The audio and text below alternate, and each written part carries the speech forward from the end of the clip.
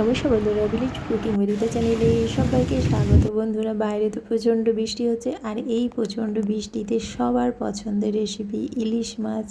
মানে ইলিশ মাছ তো সবার ফেভারিট, বাচ্চা থেকে বয়স্ক সবারই পছন্দের একটা রেসিপি।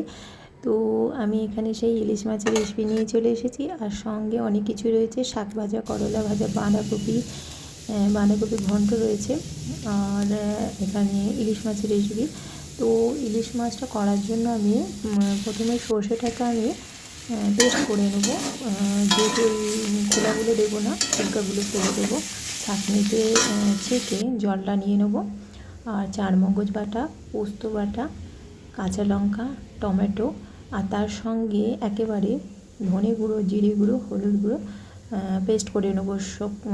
এখানে কাঁচা পাকা লঙ্কা দিয়েই করব, গুঁড়ো লঙ্কাটা দেবো না। তো মশলাগুলো সব পেস্ট করে নিয়েছি। এরপরে মাছটাকে আমি হালকা করে ভেজে নেব, খুব বেশি কড়া করে ভাজবো না। এখানে আমি সর্ষের তেলে মাছের রেসিপিটা করব। তো তুলে নিয়েছি, তারপরে মশলাটাকে তেলের মধ্যে আবার ভালো করে কষিয়ে নিচ্ছি। কষিয়ে সর্ষের যে জলটা রয়েছে সেই জলটা দিয়ে ভালো করে পেস্টটা কষিয়ে নেব। তারপরে হয়ে আসার আগে মাছটা দিয়ে নামিয়ে নেব। নামানোর শেষে নামিয়ে নিয়ে তারপরে একটু কাঁচা সর্ষের তেল দেবো, আরও টেস্টি হবে। তো এখানে লবণ আরও সবই একেবারে দিয়ে পেস্ট করে নিয়েছিলাম। তো ভাতটা একদিকে হচ্ছে, আর এখানে মাছের গ্রেভিটা ভালো করে ফুটিয়ে তারপরে মাছটা দেবো। তো আর বাইরে তো প্রচণ্ড বৃষ্টি, একদম এক নাগাড়ে বৃষ্টি হয়ে যাচ্ছে। মানে সকাল থেকে সকালে প্রচণ্ড রোদ্দুর হয়েছিল। আমি অনেক জামা কাপড় কেচেছি, সব মিলেছি, হাত শুকনো হয়ে গেছে।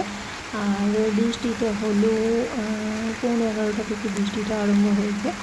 তো বাইরে প্রচণ্ড বৃষ্টি, আর এই রকম ইলিশ মাছের রেসিপি থাকলে তাহলে তো কোনো কথাই হবে না। তো বন্ধুরা, আজকে তোমরা অবশ্যই জানাবে যে ইলিশ মাছের রেসিপিটা কেমন হয়েছে। তো আজকের মতো টাটা, আবার অন্যদিন অন্যরকম ঘরোয়া রেসিপি নিয়ে চলে আসবো।